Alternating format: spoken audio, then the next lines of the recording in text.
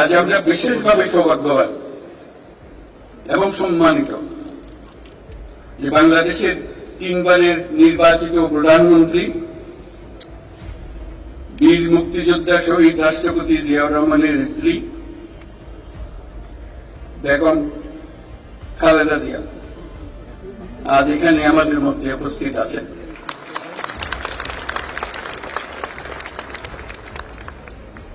এক যুগ ধরে তিনি এই মহাসম্মেলনে অংশগ্রহণ করার সুযোগ পান নাই, আজকে সুযোগ পেয়েছেন। আমরা সবাই আনন্দিত এবং গর্বিত যে আমরা এই সুযোগ দিতে পেরেছি।